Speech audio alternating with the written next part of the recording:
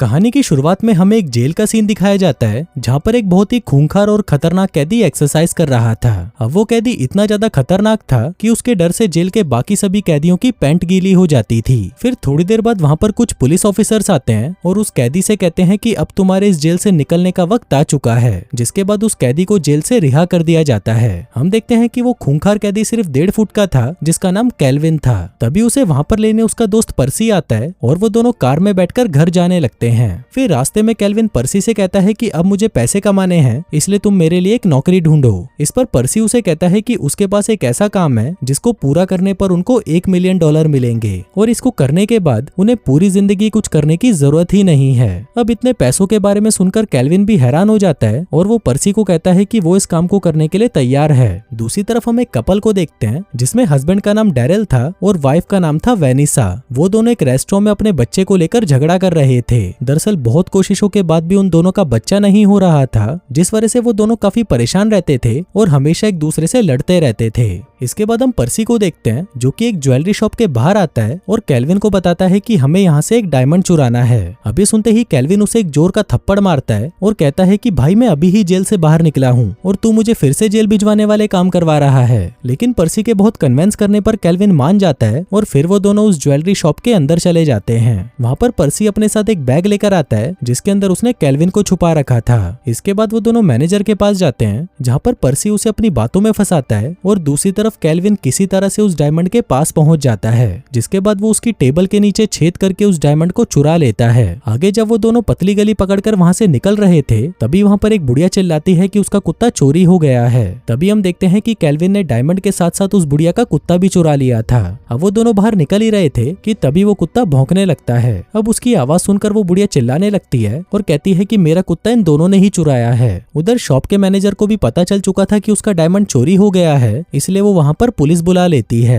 तभी पर्सी और केल्विन भागकर अपनी कार में बैठते हैं और उस कुत्ते को वहीं फेंककर वहाँ से भाग जाते हैं। पर कुछ ही दूर जाने पर उनकी कार खराब हो जाती है, इसलिए वो कार को वहीं छोड़कर वहाँ से पैदल भागने लगते हैं। वहीं पुलिस बुढ़िया से पूछताछ करती है जहाँ पर वो बुढ़िया उसे कहती है कि वो चोर बिल्कुल डामर की तरह काला था। वहीं पर्सी और केल्विन भागते हुए एक शॉपिंग कॉम्प्लेक्स में घुस जाते हैं जहाँ पर डैरेल और वेनिसा भी शॉपिंग कर रहे थे। अब उनको देखते ही केल्विन भागकर उनके पास आता है और उस डायमंड को पुलिस से बचाने के लिए उसे वेनिसा के बैग में डाल देता है। थोड़ी देर बाद उनको ढूंढते हुए वहाँ पर पुलिस भी आ जाती है पर उनको वहाँ पर कोई नहीं मिलता। इसके बाद हम वेनिसा और डैरेल को देखते हैं जो कि वापस अपने घर आ जाते हैं और वहाँ पर उनके पीछे पीछे पर्सी और केल्विन भी पहुंच जाते हैं। अब वो दोनों वहाँ पर प्लान बनाने लगते हैं कि किसी भी तरह उन्हें वो डायमंड हासिल करना ही है। तभी पर्सी को एक आइडिया आता है और वो केल्विन को एक छोटा बच्चा बनकर उनके साथ रहने को कहता है ताकि मौका मिलने पर वो उस डायमंड को वहाँ से वापस ले आए। पर केल्विन को ये आइडिया पसंद नहीं आता और वो पर्सी को मना कर देता है। पर तभी अगले ही सीन में हम देखते हैं कि पर्सी केल्विन को जैसे तैसे कन्विंस कर लेता है और उसे एक टोकरी में डालकर उसको डैरेल और वेनिसा के घर के बाहर रख देता है। फिर थोड़ी देर बाद जब डैरेल घर के बाहर आता है तो वहाँ पर वो केल्विन को देखकर बहुत इमोशनल हो जाता है। वो सोचने लगता है कि कोई इंसान इतने प्यारे और खूबसूरत बच्चे को हमारे घर के बाहर छोड़कर कैसे जा सकता है। इसके बाद वो केल्विन को उठाकर अपने घर के अंदर ले आता है और वेनिसा के साथ मिलकर उसका डायपर चेंज करने लगता है। लेकिन तभी वो दोनों केल्विन के हथियार को देखकर डर जाते हैं क्योंकि उसका हथियार उसकी उम्र के हिसाब से बहुत बड़ा था।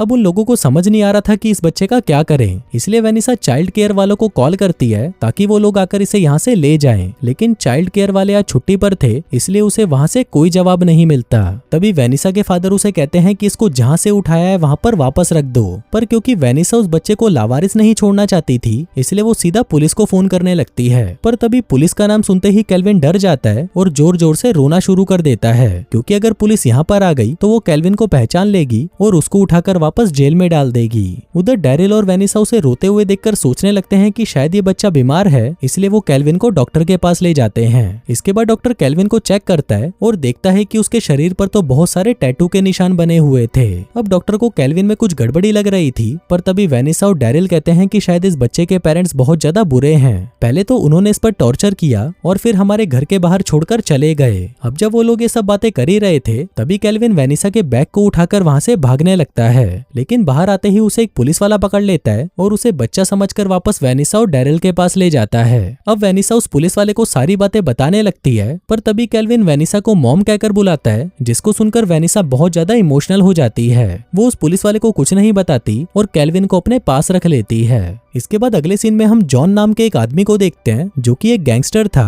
और उसी ने ही पर्सी को वो डायमंड चुराने का काम दिया था। लेकिन पर्सी ने अभी तक उसका काम पूरा नहीं किया, इसलिए जॉन उसे धमकी देता है कि अगर 7 दिनों के अंदर उसने उसका डायमंड नहीं लाकर दिया तो वो उन दोनों को मार डालेगा।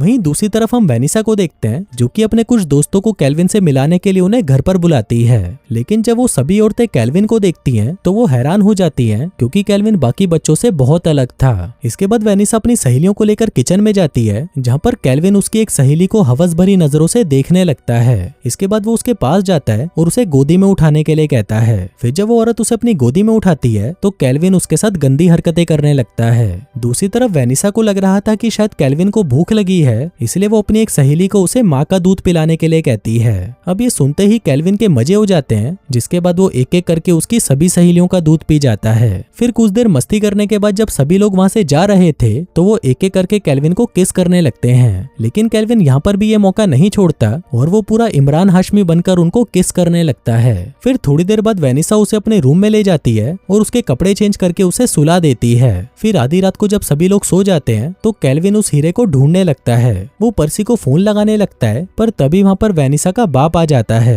वो उसे चोर समझ लेता है और उस पर अपनी गन पॉइंट कर देता है। लेकिन तभी वहाँ पर डैरेल आ जाता है और अपने ससुर को समझाकर केल्विन को वहाँ से ले जाता है। फिर अगले दिन जब वेनिसा सोकर उठती है तो वो डैरेल को उसके साथ पूरी रात इंटीमेट होने के लिए थैंक यू कहती है। लेकिन तभी डैरेल उसे कहता है कि मैंने तो कल रात तुम्हारे साथ कुछ किया ही नहीं। अब यहाँ पर डैरेल को कुछ समझ नहीं आ रहा था, पर हम व्यूवर समझ जाते हैं कि कल रात केल्विन ही वेनिसा के साथ इंटीमेट हुआ था। फिर कुछ देर बाद वेनिसा तैयार होकर ऑफिस चली जाती है और यहाँ पर हमें पता चलता है कि घर चलाने के लिए सिर्फ वेनिसा ही काम करती थी और वहीं उसका फालतू पति पूरे दिन घर पर बस सोता रहता था। लेकिन इस बार वो केल्विन को घुमाने के लिए पार्क में लेकर आता है और वहां पहुंचकर वो अपने दोस्तों के साथ बैठकर बातें करने लगता है। वहीं दूसरी तरफ केल्विन के पास पर्सी आता है और केल्विन उसे बताता है कि टेबल के ऊपर जो बैग रखा है डायमंड उसी के अंदर है। फिर जब पर्सी उस बैग को चुराने जाता है तभी वो देखता है कि वहां पर एक नहीं बल्कि 3 बैग हैं। अब ये देखकर वो काफी कंफ्यूज हो जाता है, इसलिए वो किसी एक बैग को चुराकर वहां से भाग जाता है। फिर पर्सी उस बैग को जॉन के पास लेकर आता है और उसे कहता है कि वो डायमंड इसी में ही रखा है। लेकिन जब जॉन उस बैग को चेक करता है तो उसे वहां पर गंदे डायपर और खिलौनों के अलावा कुछ नहीं मिलता। अब ये देखकर जॉन और भी गुस्सा हो जाता है और पर्सी को पकड़कर मारने लगता है। वहीं दूसरी तरफ हम डैरेल को देखते हैं जो कि केल्विन को लेकर एक मैच देखने आया था। तभी मौका मिलते ही केल्विन उस डायमंड को चुरा लेता है और इससे पहले कि डैरेल उसे देखे वो उस डायमंड को निगल जाता है। फिर अगले दिन हम देखते हैं कि डैरेल केल्विन के आने की खुशी में अपने घर पर एक पार्टी रखता है। यहाँ पर सभी लोग केल्विन को बहुत सारे गिफ्ट्स और खिलौने देते हैं। तभी वहाँ पर वेनिसा के डैड भी आते हैं और वो केल्विन को एक टेडी बियर गिफ्ट करते हैं। वहीं दूसरी तरफ हम जॉन को देखते हैं जो कि केल्विन के घर के बाहर उन पर नजर रख रहा था। उधर डायमंड निगलने की वजह से केल्विन के पेट में बहुत दर्द हो रहा था, इसलिए वो दर्द कम करने के लिए कैस्टर ऑयल पी लेता है। लेकिन इससे उसका दर्द कम नहीं होता बल्कि और बढ़ जाता है। तभी सीन यहाँ से शिफ्ट होता है और हम देखते हैं कि अगले दिन वेनिसा को केल्विन के डायपर में वही डायमंड मिलता है जिसको पाकर वो बहुत ज्यादा खुश हो जाती है। उसे लग रहा था कि शायद ये डायमंड उसे डैरेल ने गिफ्ट किया है, इसलिए वो उससे इंप्रेस होकर उसके साथ रात को डेट पर चली जाती है। अब घर पर वेनिसा के डैड और केल्विन ही थे। तभी वेनिसा के डैड केल्विन को उठाकर नीचे फेंक देते हैं और उसे कहते हैं कि मैं तेरे बारे में सब कुछ जान चुका हूँ। दरअसल वेनिसा के डैड ने टीवी में देख लिया था कि केल्विन एक चोर है और वो दिखने में बिल्कुल एक बच्चे की तरह है। फिर कुछ देर बाद वहाँ पर वेनिसा और डैरिल भी आ जाते हैं और वो वेनिसा के डैड को केल्विन को मारते हुए देख लेते हैं। अब वेनिसा को लगता है कि शायद उसके डैड पागल हो गए हैं, इसलिए वो अपने डैड को मेंटल हॉस्पिटल भेज देती है। वहीं डैरिल जब उस टेडी बियर को देख रहा था तो उसमें उसे एक कैमरा मिलता है। फिर उस कैमरे को देखने के बाद डैरिल को भी पता चल जाता है कि केल्विन कोई बच्चा नहीं है, इसलिए वो उसे घर के अंदर ढूंढने लगता है। लेकिन तभी हम देखते हैं कि केल्विन पर्सी के साथ वो डायमंड लेकर वहाँ से निकल चुका था।